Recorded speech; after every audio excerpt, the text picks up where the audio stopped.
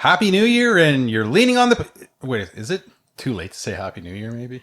No. No? No. Yeah, it's still good? It's not the cutoff time? Okay. No. Happy New Year, and you're leaning on the pitchfork with Trace, Matt, and... Reg.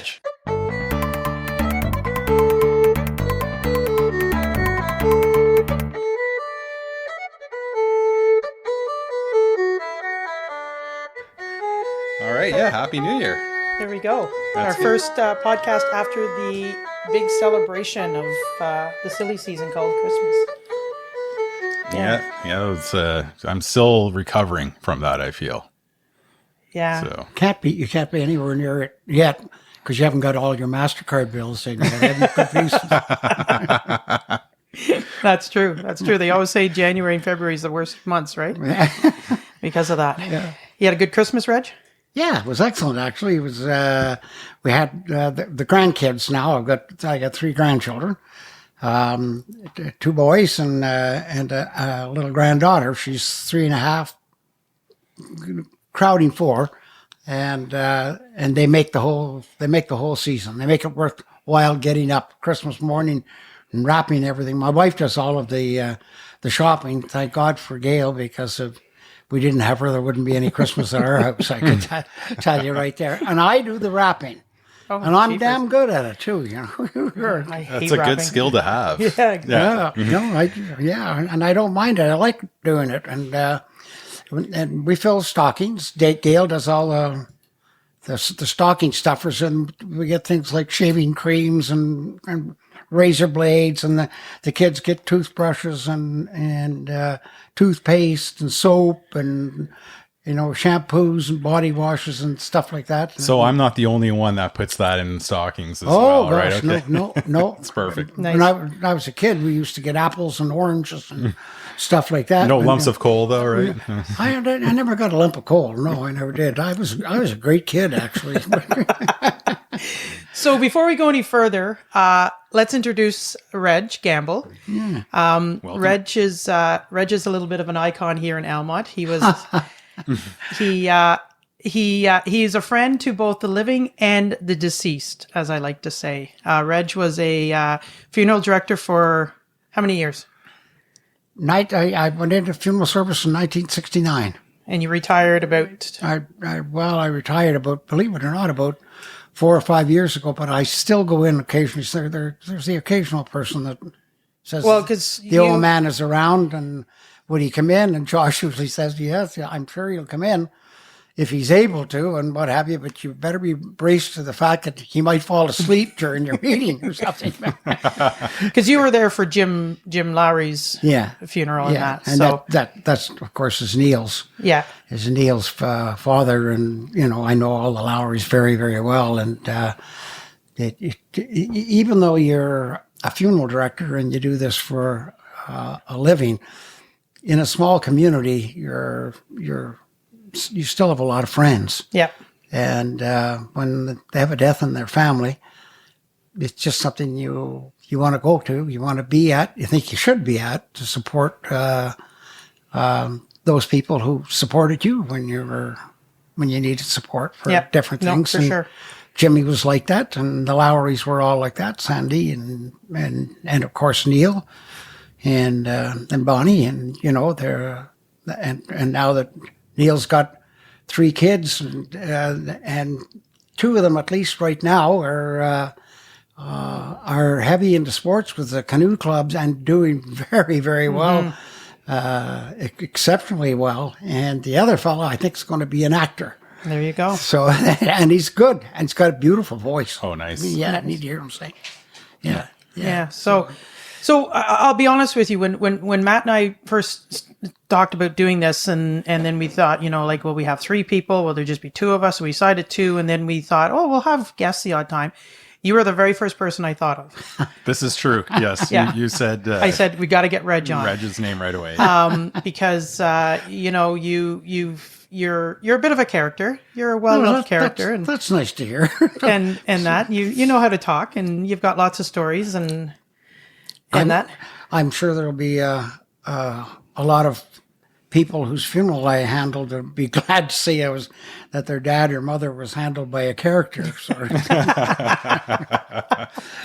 So please don't consider that as an insult. Hope it's not. No, it's not at all. Not at all. You know that. Yeah.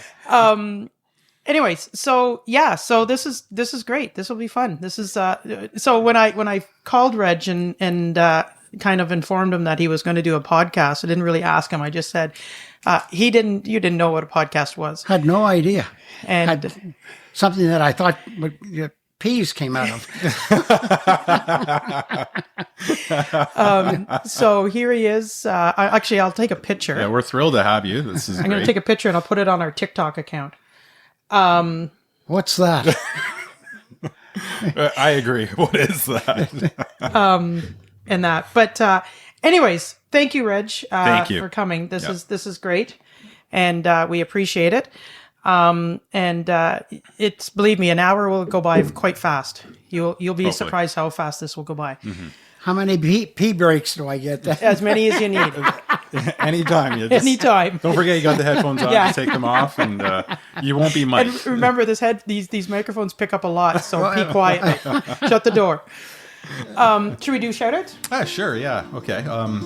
We'll start off with we'd like to extend our gratitude and thanks to the North Lanark Regional Museum for their support and letting us record in this wonderful space. Absolutely, love recording here. The tea room. It's a little chilly today. It's a little chilly. It's a chilly little later everywhere. than we normally do it because thanks to these two fine gentlemen, they waited for me while I Mom and I thought out water bowls at the. This is dedication for podcasting right here. It is cold and windy out there, and we're a little later than usual too. Yeah. Any other shout-outs? Big props to the spirit of this museum. I guess we got I think the spirit. The ghosts that we were talking about before we were recording, I think they're becoming a fan of this podcast. I think so. Yeah. So I agree. Just, What's making you say that? we're not being disturbed too much, and I don't know. I feel the energy. I feel a good a vibe. So it's not me. All right. Well, I have a couple of shout-outs. I'd like to do a shout-out to the snowplow drivers Oh yes. and that plow our roads and salt them. The lads, and I don't know if there's any females on the roads department or not for the Mississippi Mills. There might be. Anyways, the people who do it do a wonderful job. And they plow the roads nice and wide, which makes a big difference, especially out in the country where we are. Like, there's nothing worse than trying to drive down a road that's been plowed and it's still narrow and there's cars coming. You're trying to go around a corner and you're white knuckling as you go Exactly. by. And you're pulling a wagon with a big load of hay on it. exactly. Even in the winter. Exactly, yeah. So, so definitely the and also the snowplow drivers for like City of Ottawa and everything like that. It's a thankless job. It really is. Yeah. Like, but I'll tell you what, on a bad day, there's nothing I like to be behind more than a snowplow.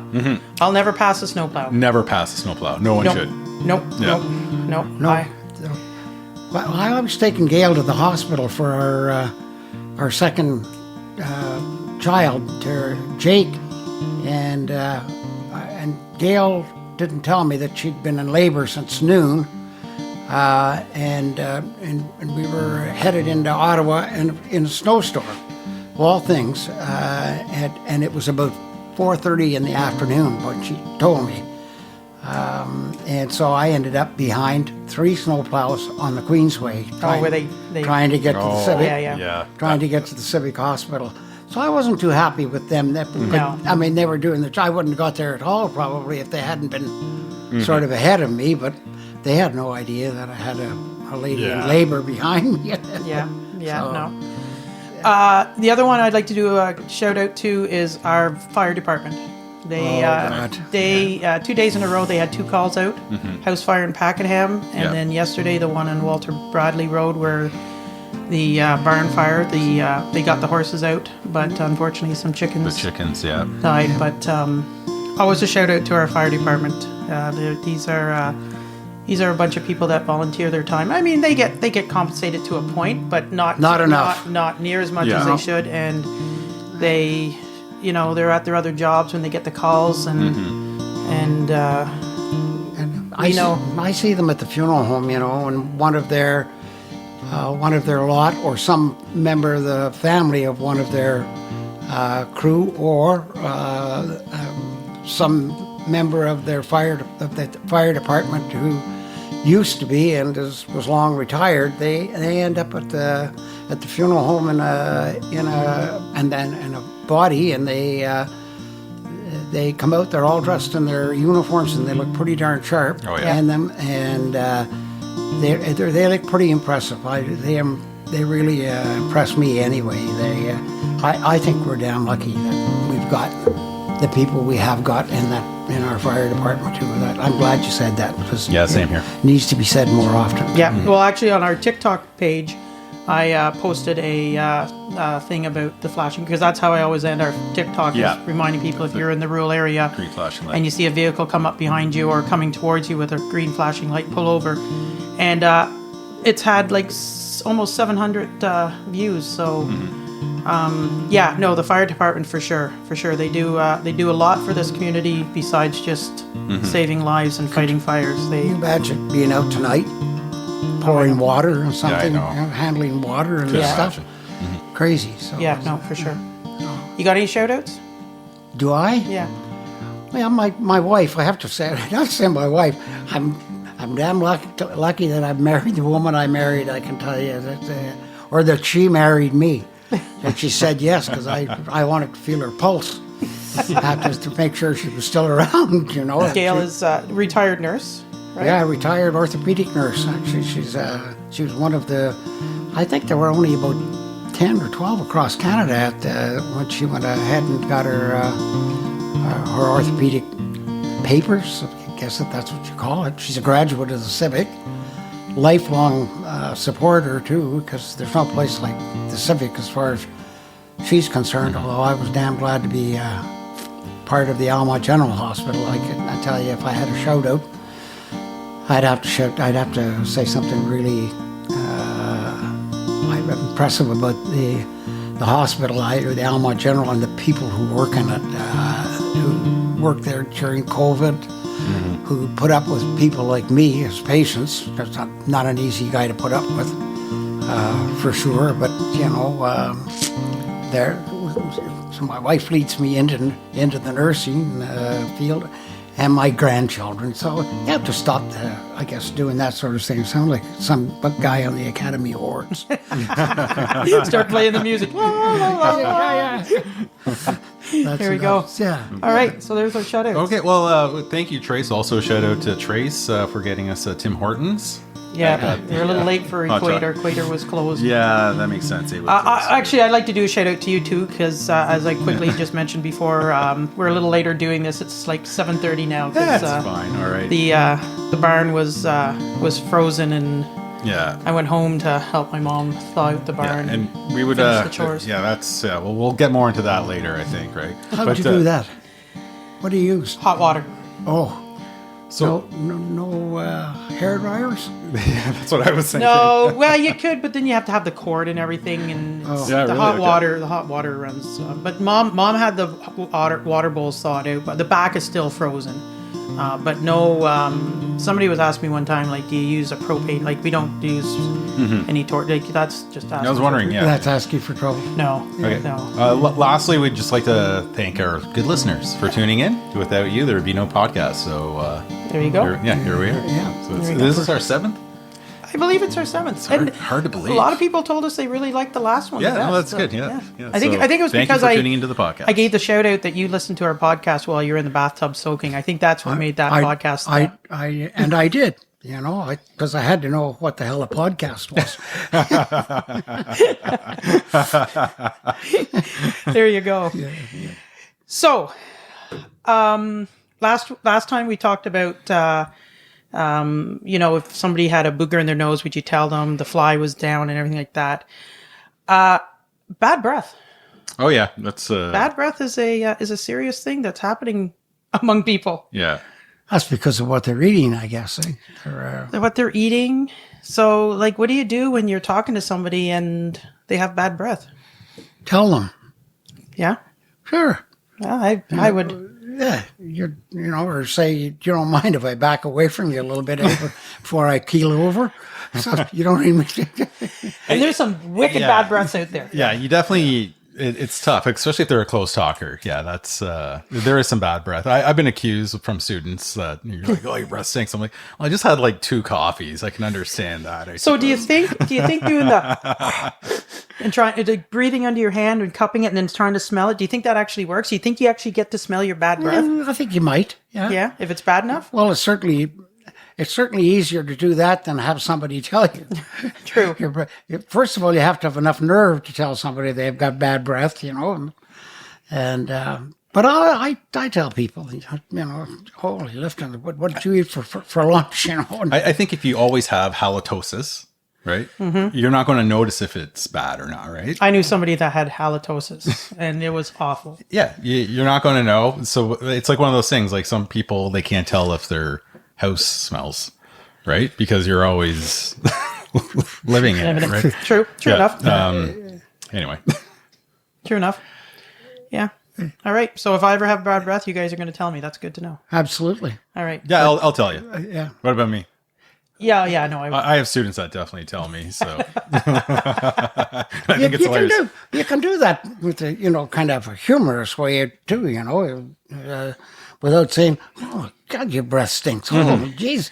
I used to have a guy that used to come up to me and say, "Your breath smells like an Indian wrestler's jockstrap," So I'm headed off to right away. I'm in trouble, because if this is going wherever the hell it's going, who knows, I thought.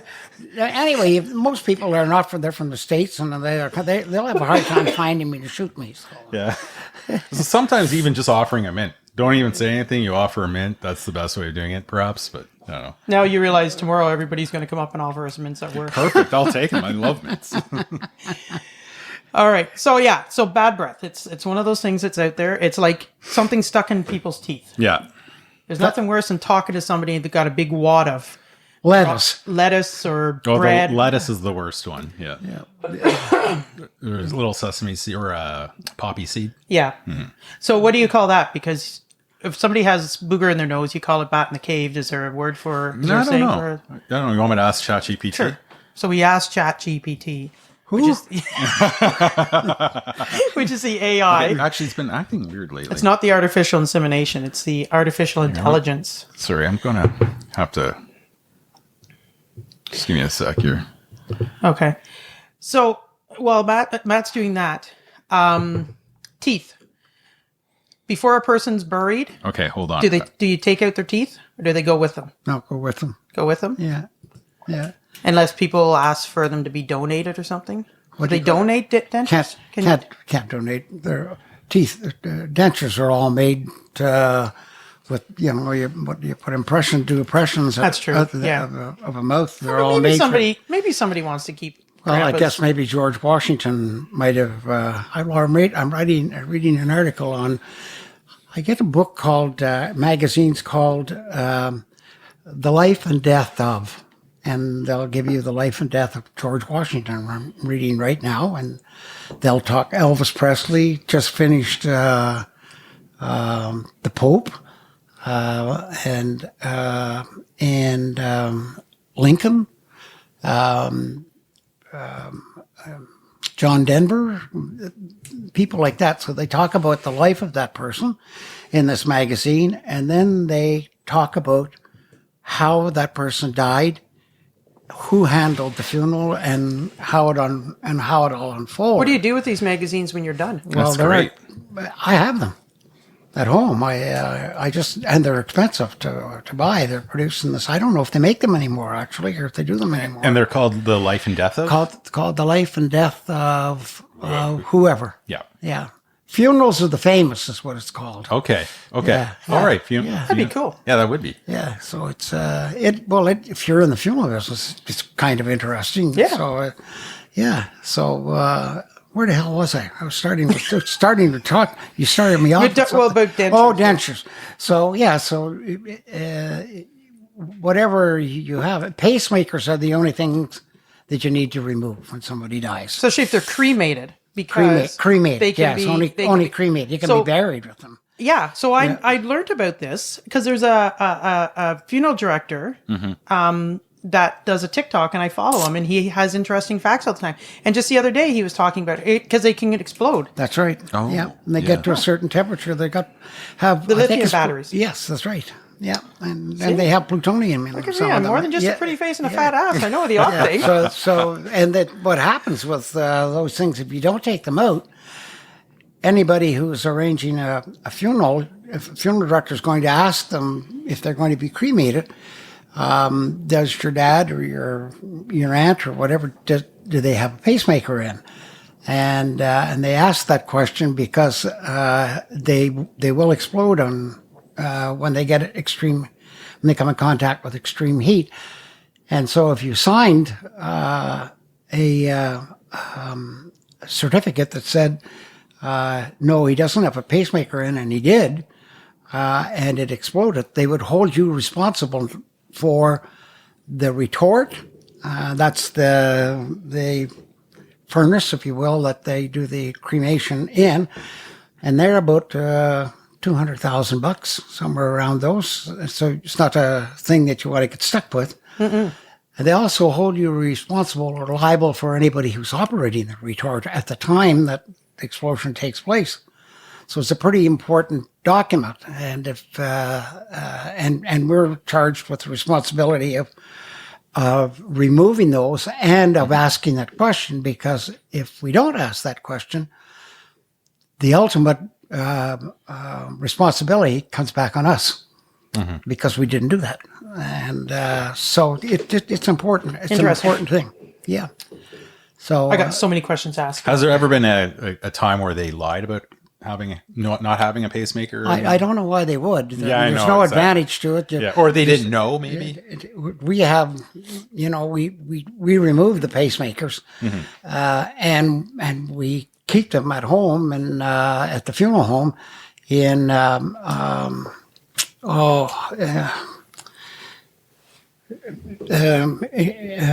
containers that are, where you have things that are not conducive to the atmosphere, sort of thing. Yeah.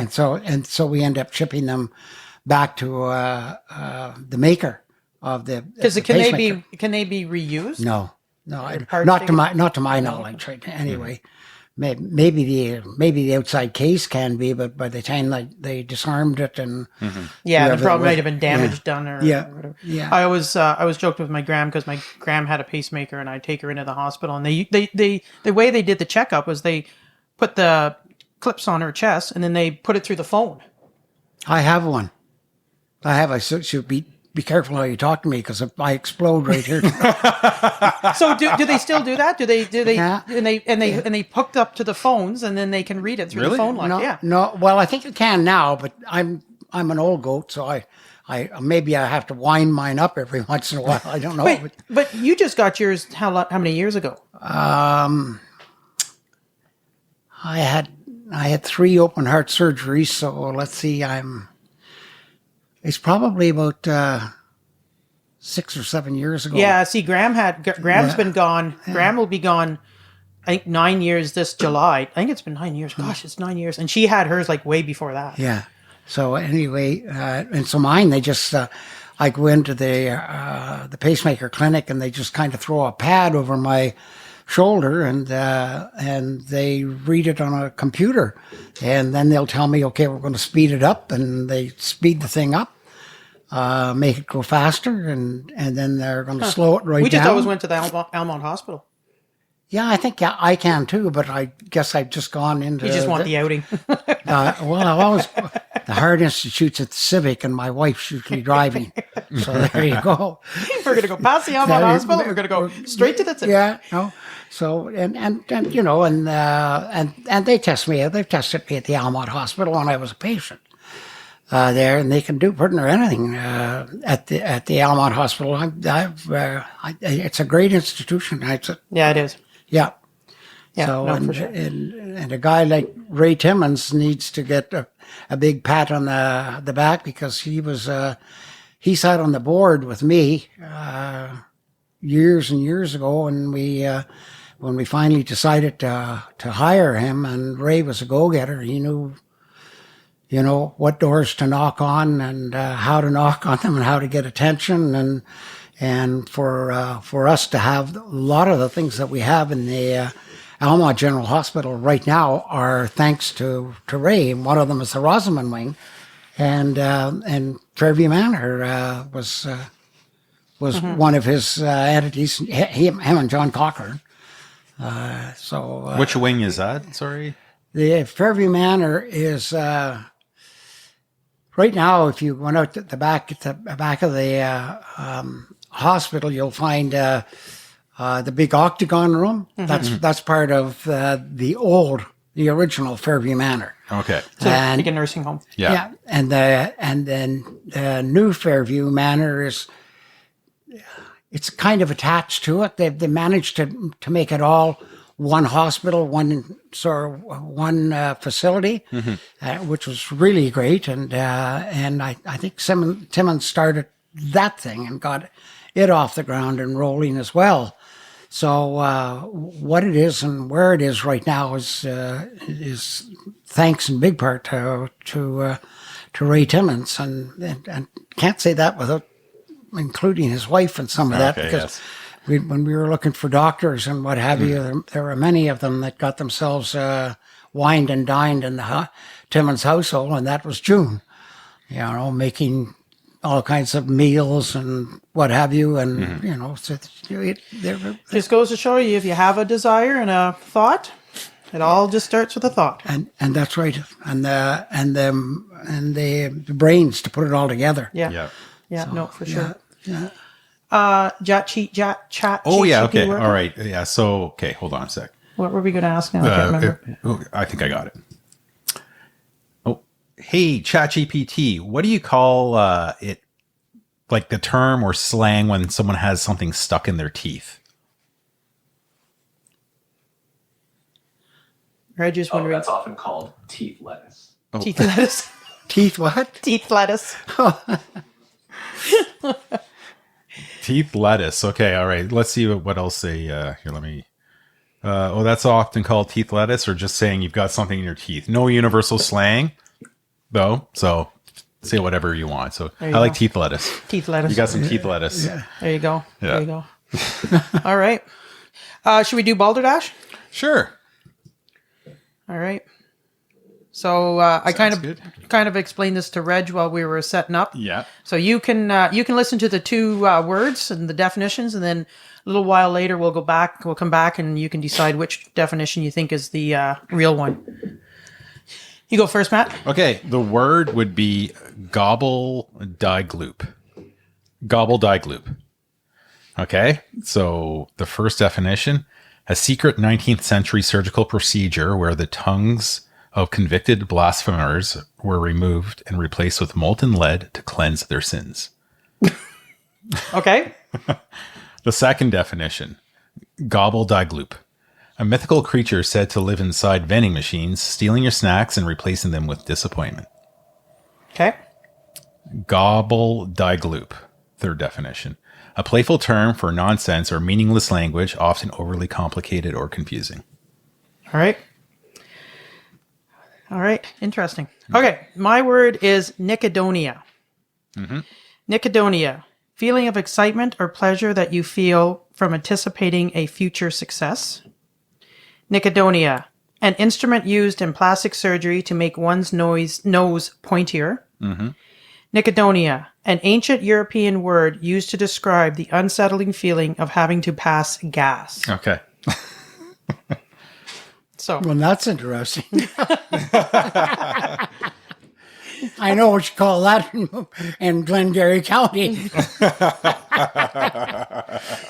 so that's the More slang for that too, right? that's Yes, right. there is. That's right. Backdoor trot. Oh no, yeah. There's a whole bunch of them, but For farts, yeah. Yeah. It doesn't matter though. Whenever you hear somebody fart, it's always funny. it's always funny. It always is. Yeah. It always is. Unless you're really close to them. Unless you're really close to them. Yeah. Yeah. No. Poofy Buster. Poofy. Yeah.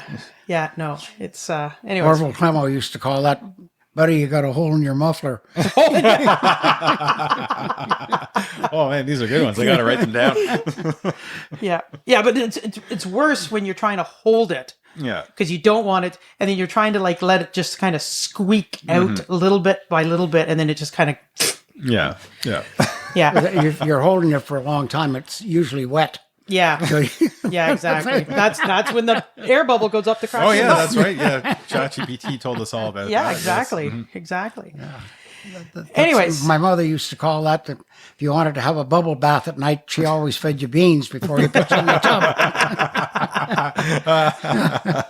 yeah, yeah, yeah, yeah. It's one of those. It's always that worst feeling is when you have the gas and you can't get to the washroom and you're not sure if you should pass it because you, like you said, you're not sure if there's going to be like a squirt afterwards. Yeah. Yeah, no, it's. See, I told you we talk about everything on this. Yeah, I can see that. I can understand why people would listen. So the other thing was, unless you have something to... No, I'm good. I'm good. So Matt and I, it's a standing joke at work is when we come back from any holidays or anything like that, Matt and I avoid everybody because we don't like small talk of, like, hey, how was your holidays? And, like really like, unless we're really good friends with people, like, I really don't. Not that I don't care what people's holidays are like, but I really don't want to hear about your holidays. And you don't really want to hear about my holidays. So I came up with some tips on how to avoid people when you don't want to talk to them about their holidays. Reg is looking at me like this look of... We must not like them or some damn Well, thing. no, it's not that you don't like them, but it's small talk. And I just don't like small talk. You know what I mean? But it has nothing to do with your holidays, then. No. Or the people people, not even the people, but sometimes if you do it 20 times in a row. Then Yeah, it's, exactly. It's just... Oh, God, can you imagine what happens when the people come into a funeral home and they come up to... Yeah. What happened to George? Oh, He died. yeah, it's pretty obvious what happened, And she's got to go through this over and over and over Yeah. again. Yeah. And I always feel sometimes that people who don't have funerals are really going to be subject to that when they rock into the supermarket. They go to buy an apple, and they end up talking about Uncle Charlie. Yeah. Over and over and over again, whereas if they had a funeral, if you want to call it that, sort of getting it all over in one shot, and 8 out of 10 times first person that went through the line is going to tell the last guy anyway, and the last guy's going to tell somebody else, and they'll all know. Yeah. So it's and then even then sometimes the story is not like, No. fell off the ladder and broke his neck turns into was ran over by a snowplow because the he game was of telephone. Yeah, exactly. Yeah. So the one tip I have is if you see somebody coming and you don't want to, you just pretend you're talking on your cell phone. Okay. All right. That's a good one, right? Like you didn't always have that excuse. no, not bend down and pretend you're tying your shoes. Okay. All right. Right? Or pretend you're looking at something or looking for something. Okay. Yeah. I see a lot of people do that. I wonder if that's Might they're be. just avoiding Yeah, me. that might be. I'll cross the street. Like if I'm not that I'm in town an awful lot, but I'll cross. Look both ways. Or if I'm at work, like I'll go down another hall or I'll slip into a classroom or something like that. Or tell them you're on your way. You have to. Sorry, I can't talk. Got a crisis downstairs. I gotta go. Yeah. Yeah. Small talk is annoying, Rich. I just put a little sign over your shoulder that says that, don't ask me about my vacation. Well, so There. So when we got back to work on Monday, we had numerous people coming up to us and saying, "I'm not going to ask you how your holiday is," because we've already talked about this in one of the podcasts. Yeah, well, that's right. So you have a venue where you can say, don't ask me. That's right. Listen to the Don't- podcast. Yeah, it's like sort of asking somebody how they feel after they've had their second or third heart operation. I feel just great. This is really good. Not so much. Everybody should have one or two of these. So years ago when I just started getting into public education, I worked. There was a lady at this one school that I was at, and she thought she was a little better than me because she was a teacher and I was an EA, and she was fairly well off, and not that I'm not well off, but she thought she was much better. And if there's one character that I cannot stand of people is if anybody who thinks they're better than anybody else. My grandma always said you have to sit in the toilet and have a crap and wipe your ass like anybody else. So get over yourself. I don't need to worry what I'm going to say here at all. I don't think so. Anyways, and she always, like, every time we'd be like, "Oh, Tracy, how was your, we went on, we went on a cruise and like this." Anyways, she asked me this one time and I'd had enough. So I went into full detail of how we had a calf that, we had to birth out that was dead. And I got into some very gory details and I mean, anyway, she never asked me again. So that fixed that. Never had to worry about it. Yeah, that would do it. That's another little trick there. Yeah, start talking gross stuff. Yeah. Yeah. Anyways, that was my that's just my little thing. I have to tell you, my father was a veterinarian. I've told you that coming in, and I've heard many stories about Dad going out on a call in the middle of the night, and back in his days when he was first starting out as in practice in Maxville and down in Glengarry County, a lot of calls that he went out, and he went in a horse and cutter sort of thing, mighty cold, and I remember a lot of good stories about putting the insides back in a cow and all that sort of thing. And Dad, one night, I heard him on the phone in the room. He took a call in the middle of the night, and farmer was having trouble with the cow. The cow and I heard my father say, "How long's she been down?" And then there was a little quiet on the line, and then all of a sudden I hear him say, "What the hell do you mean she's been down since 3:00 this afternoon and you're calling me at 3:00 in the morning?" He said, "You better get your wallet out because this is going to be expensive." And he went to the farmer's house, and the farmer met him at the bottom of the lane. It was in the late spring, big snowstorm, cold as hell. And the farmer met him at the bottom of the lane, brought him up to the barn, and he had a coal oil lamp in the barn. And Dad said, "I need some hot water," and he went into the house and boiled some hot water, brought it out to my father. My father stripped down and went to work having the cow. And when he was finished, and with some success and what have you, the farmer said to him, "Well, Doc, how much do I owe you?" And Dad said, "Well, I felt a little sorry for him. I was a little rough on him when I first talked to him." And he said he's got no power in his barn. He had to go to the house and boil water in the wood stove. And so he said to the farmer, he said, "Oh, how does $20 sound?" And the farmer said, "Oh, that's okay, Doc. You can change 100.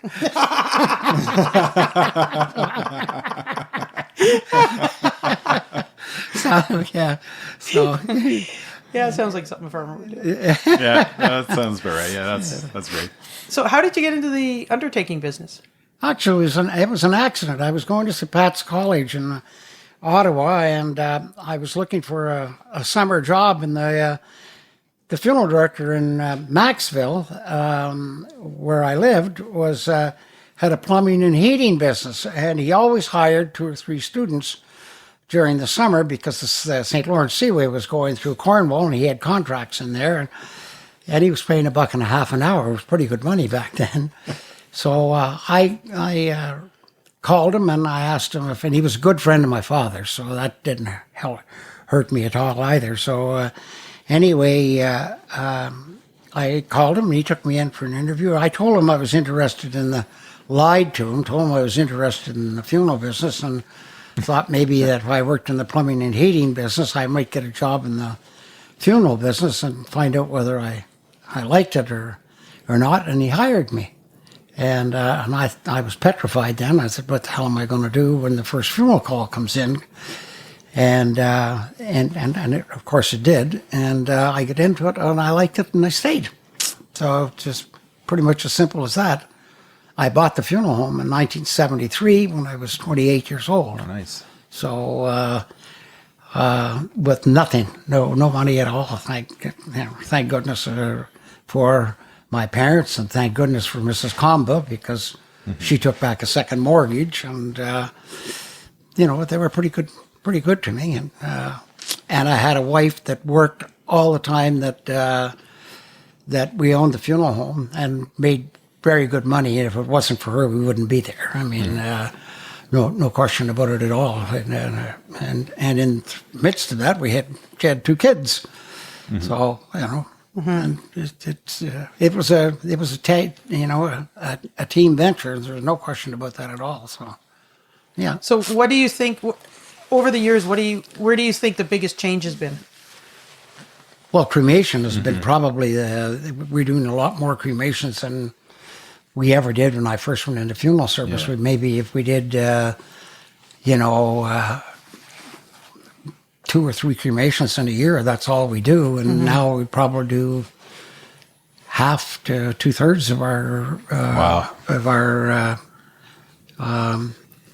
our business is cremation and ends in cremation. So, and that has some repercussions down the road. I think at one time they thought that money entered the thing. There was a lot less money to be cremated and what have you. But it's getting to the point where it's getting more and more expensive to do that, because whether you had visitation at the funeral home with a cremation or not, or whether you have it with a full casket, you still have all of the expenses of having the facility there and all that sort of thing. And Can you rent a casket if you're going to be cremated? yeah, absolutely. Yeah, for sure. And they have now, we're moving now into talking about things changing into something called green cremations, where you can have a casket that it does not have any contaminants in it. It doesn't have any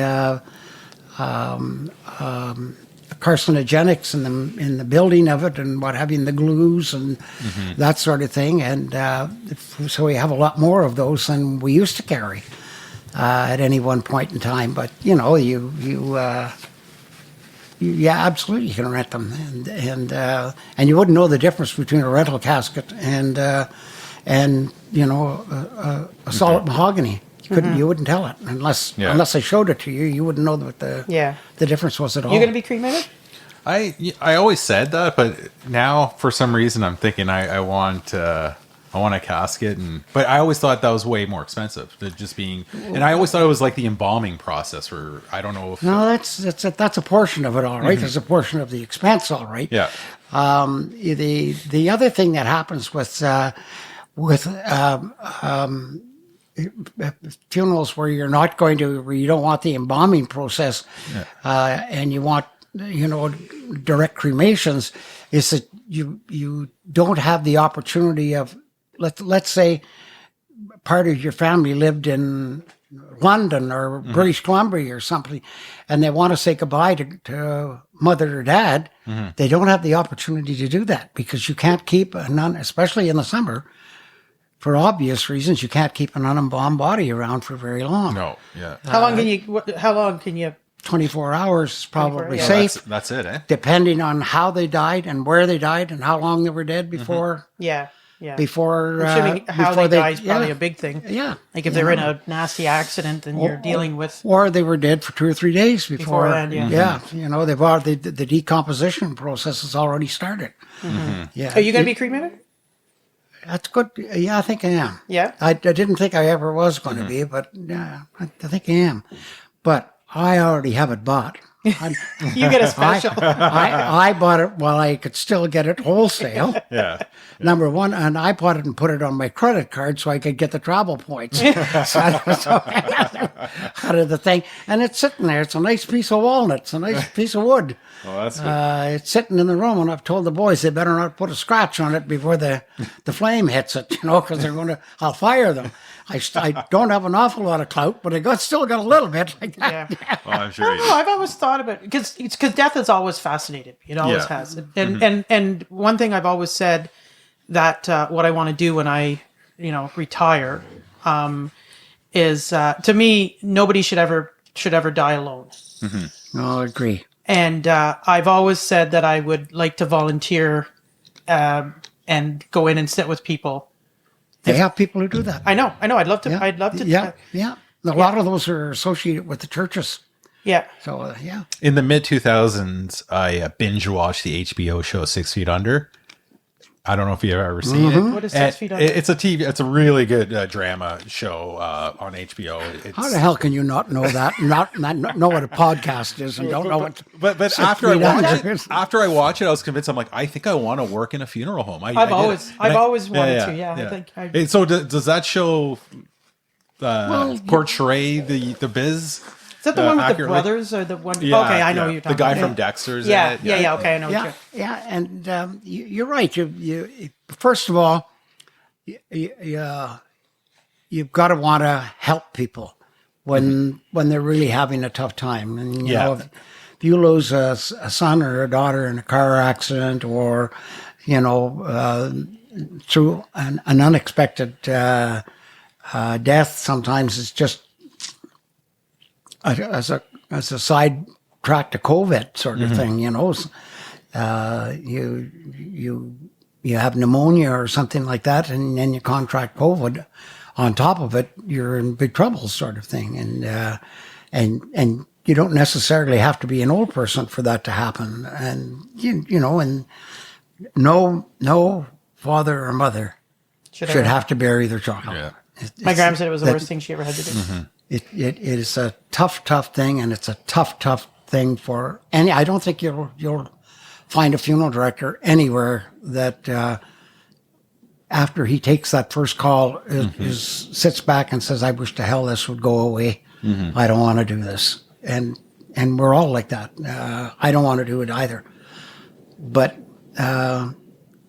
somebody needs them to take them by the shoulders and kind of steer them through the process. Yeah. And they have to say goodbye, and they have to say goodbye in their own way. And that's our job. Yeah. That's and you won't be worth a damn at it if you don't feel that way going into it. Yeah, no, it's certainly you have to care. Yeah. Absolutely. I agree. I remember when my uncle passed away. I left the hospital and came home to tell my gram, and she had this. It was like a wolf howl, like it was like an awful cry. Mm-hmm.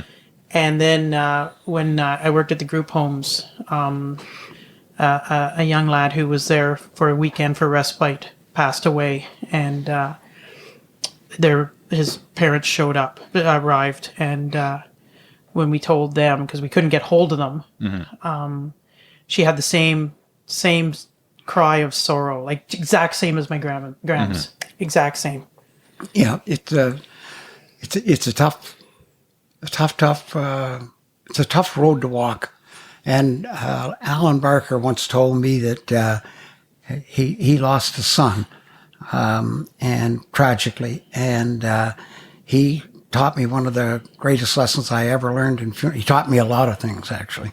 But one of the things that he taught me is he said, you should never say to a family, "Oh, I know how you must feel. I know how I'd feel if I lost my." Mm-hmm. He said, "You don't have a clue until you've walked a mile in my shoes." Yeah, no, and you don't. No, and I never said that to anybody again. I always remembered that in the back of my head. I have no idea what they're going through. I can imagine.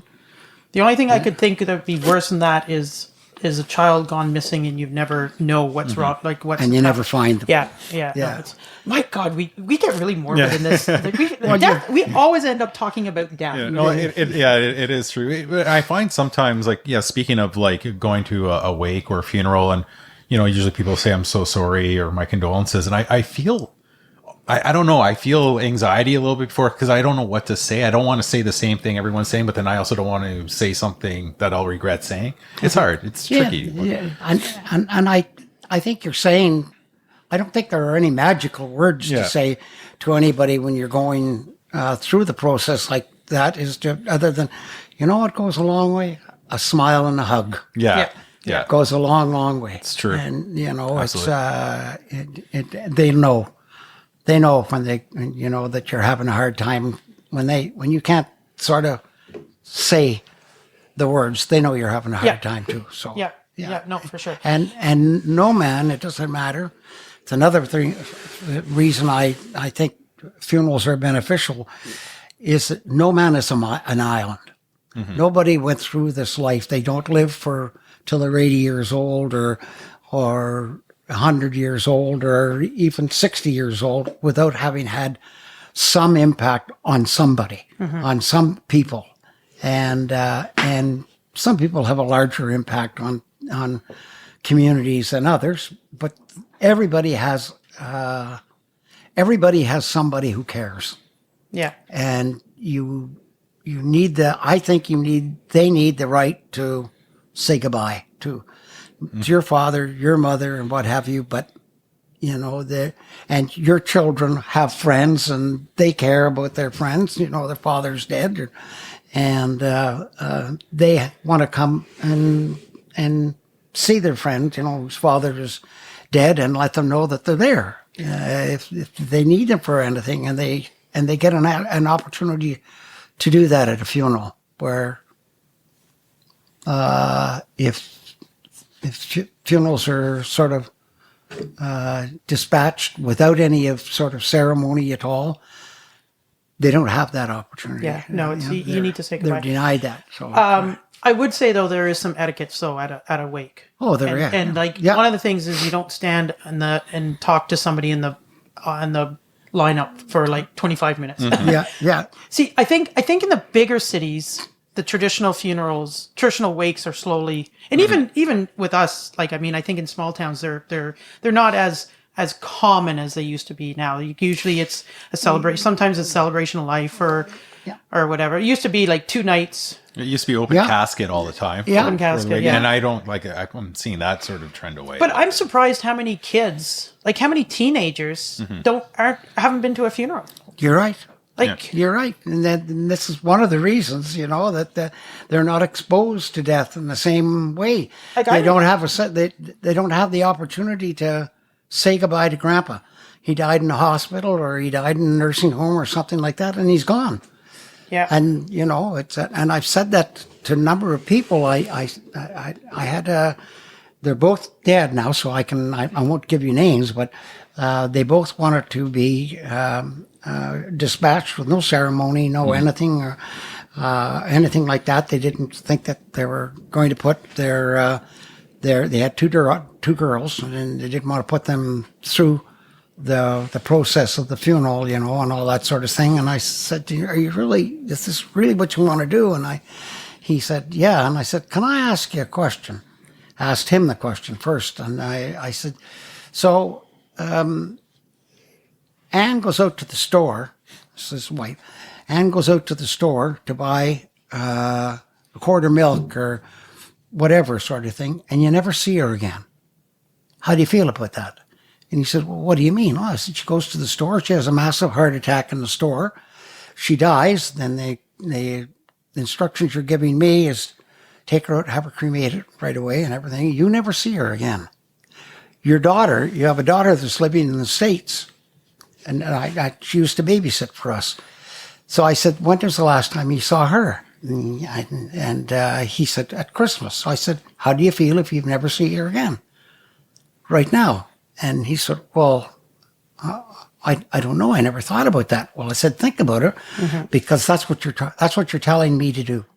You're telling me to take you out, have you cremated. Nobody gets a chance to say goodbye.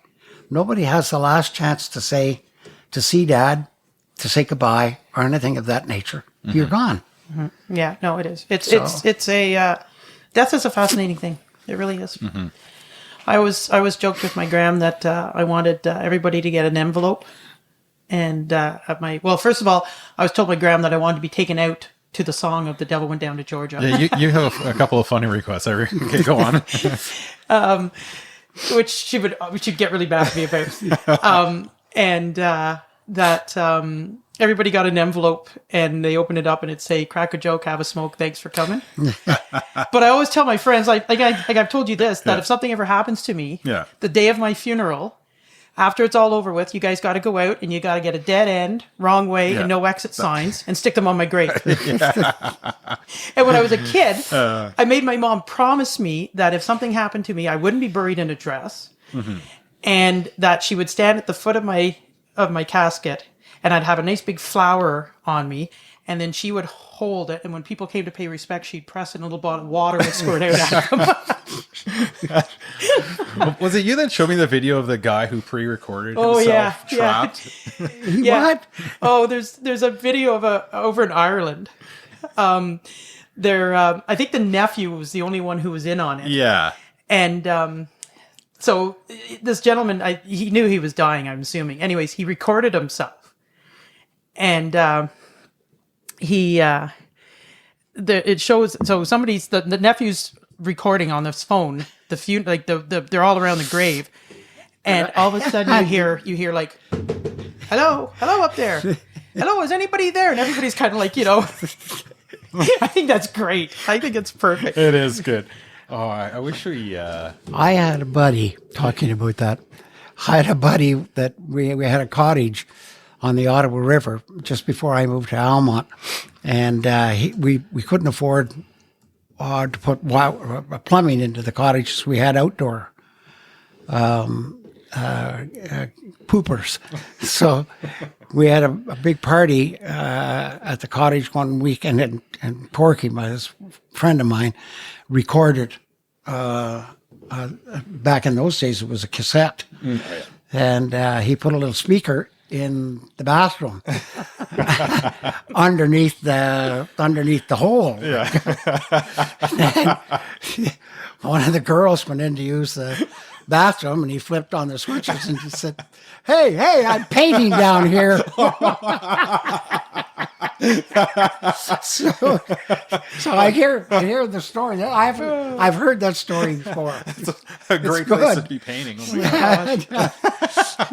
I personally, I think it's great. So here it is. Here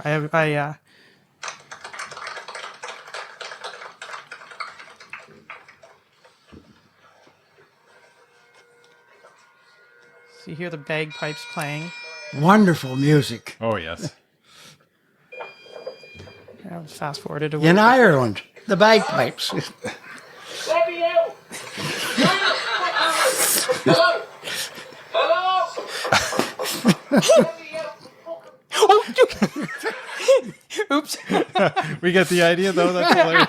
That is a funny prank. That is a good one. Yeah. Yeah. Yeah. I'm assuming you never put anything like that together. No. Well, first of all, if they wanted to do it, I'm okay with it. Yeah. I just don't want to be the guy that flips the switch on. And I would Fair be. enough, yes, It was. So the other thing I learned on this TikTok is that you can lower the head of a coffin. Is that true? There's a crank and yeah, they do. A lot of they started off with metal caskets, but now a lot of the wood caskets are made that way, so that there used to be a lot of concern about the material coming down on the face of Grandpa, or something of that nature. So they fixed that by actually putting mattresses or adjustable beds in the caskets, and you can crank down the head and the foot of the casket, so you can actually crank the bed so the bed will go right down into the. But you can also crank the head so that the head is up and the foot is down. So there's concern that once the casket is closed, the material may fall on the person's face. Yeah. Is that So well, it's not a big concern of mine, but I don't think I'd like they're it. afraid they're going to suffocate to death or something? Yeah, so you just crank the head down, and that's what happens now. So when you go to close the casket, we have a sort of like a crank. Yeah. Yeah, and you it's got a hex end on it, and you crank it. You're cranking it so the head is laying flat. He lays straight with the down body. flat in the casket. Okay, yeah. And then if you have somebody who's too tall for the coffin, you just bend their knees a wee bit, right? Is that what you do? Yeah, you could. Yeah. Yes. It doesn't happen very often. Caskets are made for. Yeah. They're inside. They're about 7 feet long inside. Yeah. So, and that's all you're worried about. And if you need a little bit more room, and I don't think that I've ever had an occasion where I've had anybody over 7 feet. Their head have been touching the head, the inside of the casket, and you can get a little bit more room sneak a little bit more room by bending the knees, and there's room at the bottom of the casket between that and the curve of the top of the casket to probably get another 2 or 3 inches, sort of thing. So it's I've never had that as a major concern. More of a concern is width than that makes sense. length. And in a lot of cases, we end up with having to get what they call an oversized casket, and we all have them. I mean, all of the funeral homes in the area all work together, so we have a pretty good idea of who carries an oversized wood and who carries a really big oversized wood. And then the same thing with a cloth covered casket. And you can always call one of the funeral homes and you borrow the casket. We say call it borrowed because I go and I get it. And then I call the manufacturer of the casket and I say, okay, well, send one of these caskets to Barker's funeral home and send the bill to me, for it. And that way we all don't have to stock these big caskets because you don't use them that often, sort of thing. But we know where they are. Yeah. So, yeah. So another thing that I feel is being lost is cars being pulled over when the procession goes by. Yeah. You'll see that more in the country than you will in the city. Yeah. Oh yeah. You don't see it in the city. I almost got in an accident once. They don't pull over. Like going through Barhaven, you definitely don't assume that people are going to pull over. A lot of funerals now are carrying. They have flashing lights on the front of them to let you know that they're coming, sort purple. of thing. Or you guys are purple. Yeah, and our lights are purple. Yeah, okay. we have purple lights on our on the roof of our cars. We have flags that you put on the fenders. Big problem with the flags we put on the fenders is they're magnetic, and now you're getting the cars that are coming out are fiberglass hoods and fiberglass fenders, and the magnetics won't stick on them. But you can get them where they'll sit on the window of the car. Put the windshield up on the window of the car. But the big thing now are the flashing lights to let you know that there is a funeral coming and it's going to be slower.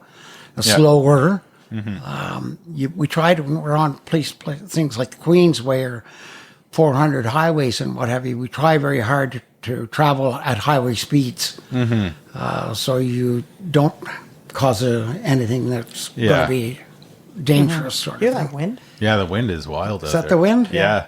Oh. Yeah. I thought it was maybe passing gas. Yeah, we had issues going down. This was like 20 years ago. Like Prince of Wales was a tough one, but it's tricky, right? If some people don't. They're not expecting it, right? So. When I first went into funeral service in Ottawa, we were at a wedding in Ottawa on an Anglican church on Laurier Avenue that's now turned into an event center, is what they call it. Beautiful place, just beautiful. But it's been an event center for about 10 years or so. But I took funerals into that church when I worked in Ottawa, and it was on the corner of Laurier, and I think it was called Robinson. There was just a little side street and what have you, and it was it was a difficult church to get into. From number one, it big steps to go up the church, so it was a long one to be carrying a casket in and going up. So, but we all had hearses and limousines. They're all big long cars, no place to park them. Oh, So you got the back end of a limousine stuck out on the street someplace, and all elderly people getting in and out of cars. So there are difficulties in the city, but most people are respectful. Yeah, well, everyone means well. Are they? Yeah, I think they do. Well, so maybe some people. Yeah, maybe some people. but I've had people blow the horn at me. I on a funeral. I remember. I came out of the co-op one time, and there was a funeral procession going into the Catholic church, the Catholic cemetery.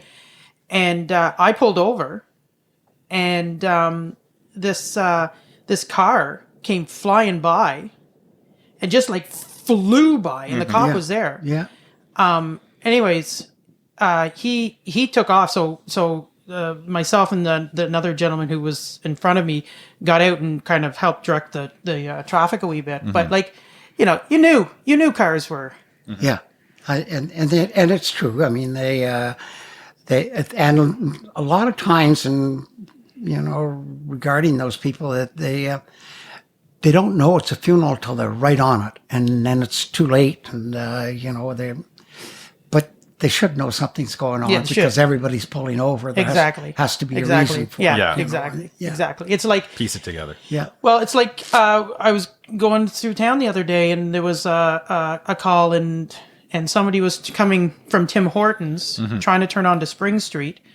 There was a volunteer firefighter behind them with the lights on, and everybody just kept driving and not letting them letting this car turn on to Spring Street. And they couldn't even, like, they couldn't get over either because it was like snow and everything like that. Like, people just don't take the time anymore. Like, Too busy. so, yeah, Distracted. Yeah. too busy, too self-absorbed. Alamont's getting to the point. Did you ever think that when I came to town in 1973, there wasn't even a traffic light in town? 3 restaurants.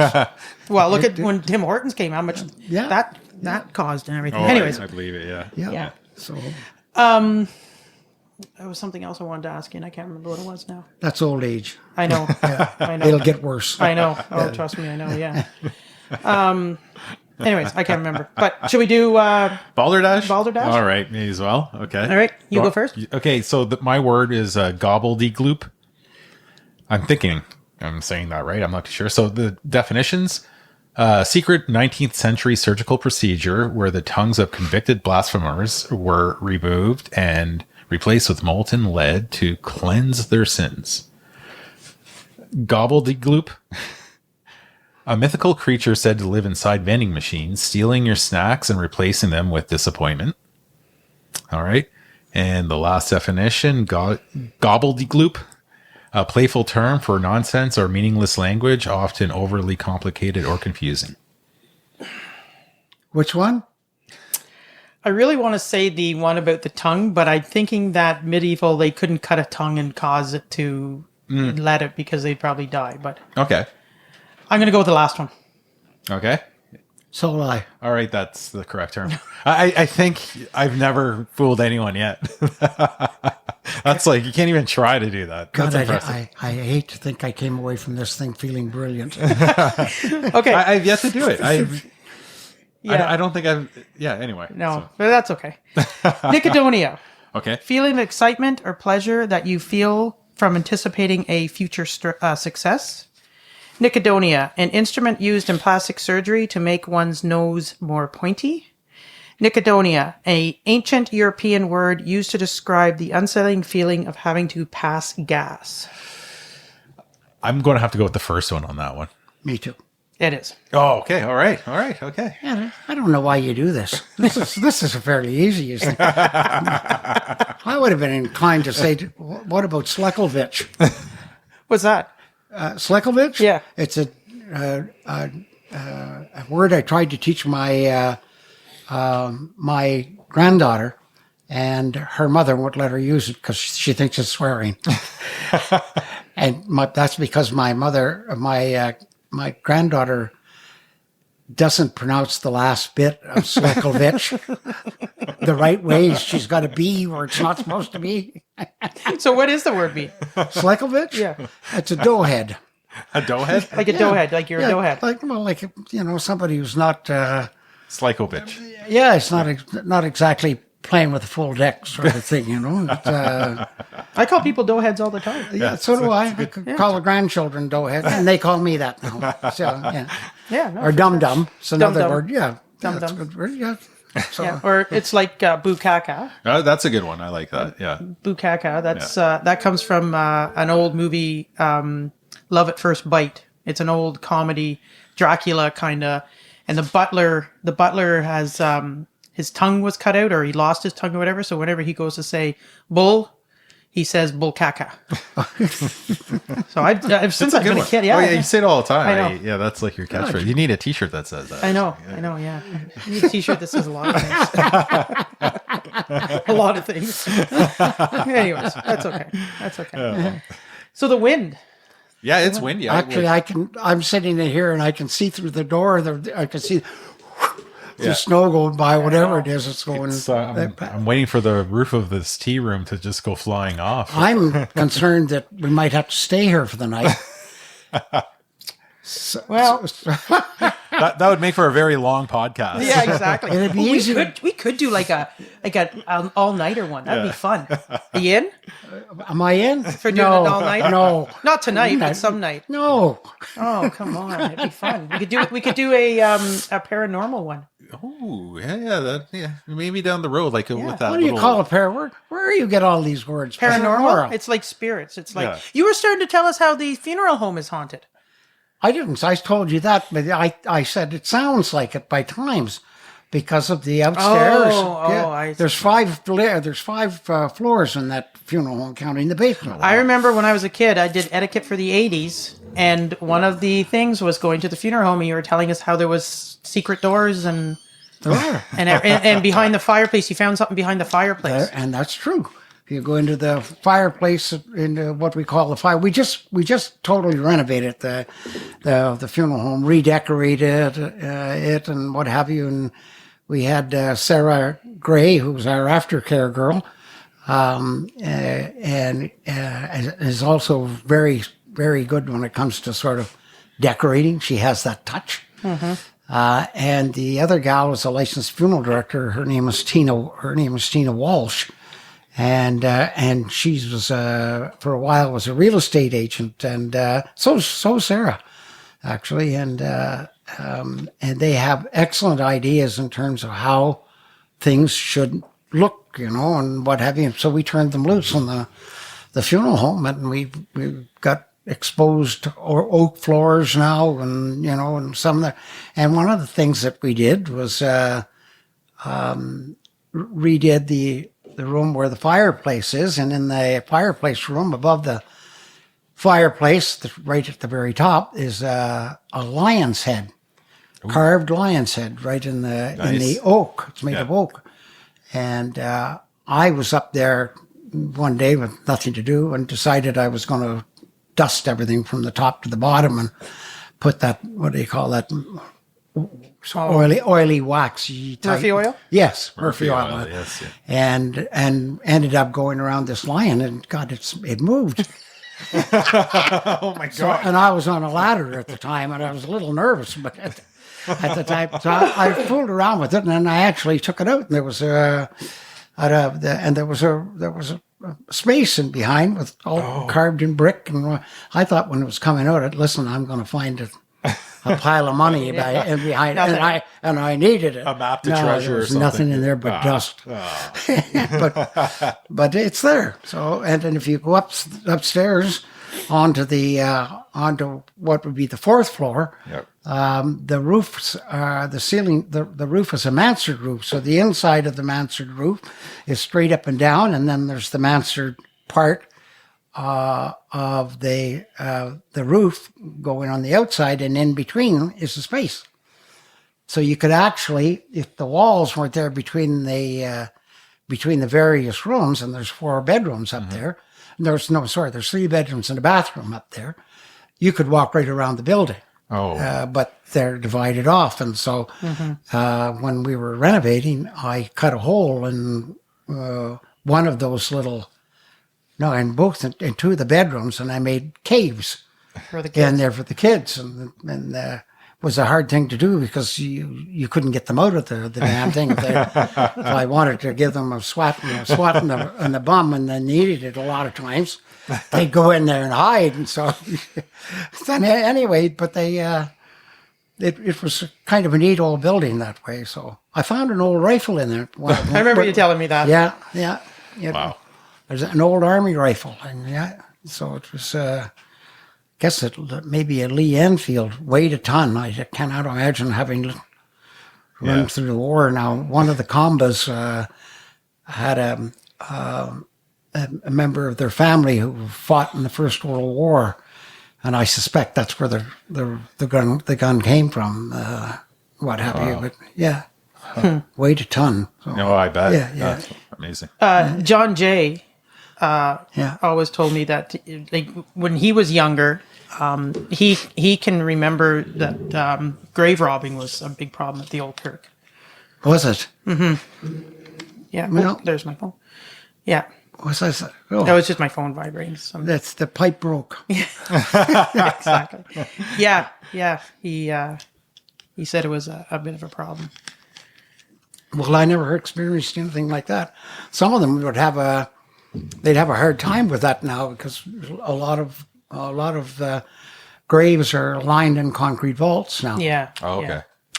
And they weigh almost a ton. So so you'd have a hard time getting into one of those. But when we were talking about cremation, one of the downfalls of cremation is that a lot of people are not putting a tombstone in the cemeteries anymore. So the history of families are being lost Yeah. And you don't know where they are. Grandpa is. You That's can, right. You can still bury the ashes. Oh yeah. and- Yeah. But a lot of people don't, right? Oh, really? Because they don't want to have to pay for a plot. Oh, like that makes plots are sense. pretty Yeah, yeah. expensive. You know, like That's true. Yeah, yeah. And I don't think anybody in the funeral business would ever deny the fact that dying is not a cheap process, for sure. Yeah. But living's not a cheap one either. So we used to, when we were kids, we used to always say ashes to ashes, dust to dust. If gambles don't get you, carries must. that's right. Yeah. So, anyways, what time are we at? We're at an hour and 15 minutes. I always anywhere between an hour and 8 minutes and an hour and 15 No, minutes. that's I told you it'd go fast. It went fast. Yeah, eh? yeah, you did. Yeah, it was good. Are you going to come back again? I'm going to listen to it first.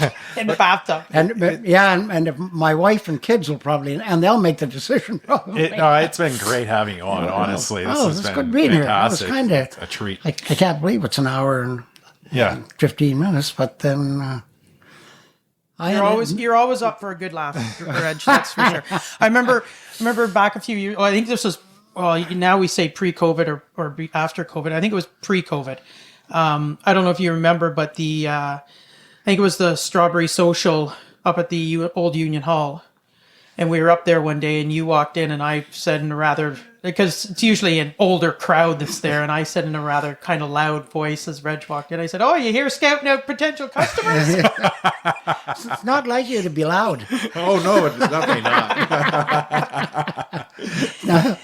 Oh gosh, I've gone to a lot of functions. You have to get used to that, but you don't.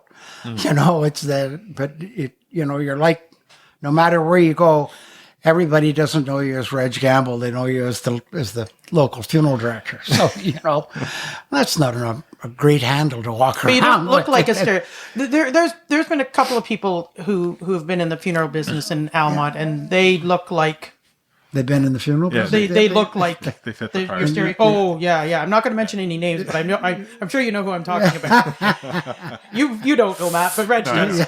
And it's like if you were to open a magazine of funeral directors, this person would be the center poster of a funeral. What a funeral director would look like. So yeah, and I've for some reason or other I ended up behind microphones, and I have no idea how that happened. But You have emceed a lot of stuff. yeah, I have. I emceed 30 Glengarry Highland Games, so that and I didn't really pack that in until I ended up with a heart condition, which I never thought I'd ever have. I enjoyed doing it, and I had fun with it. I met an awful lot of people. A lot of people go to those. Great people, and you certainly got to like bagpipes, because if you don't, you're going to go through hell. So I've been at the games once, and I just had a blast. It was fantastic. Yeah. I played bagpipes one morning at school. So we have a You did?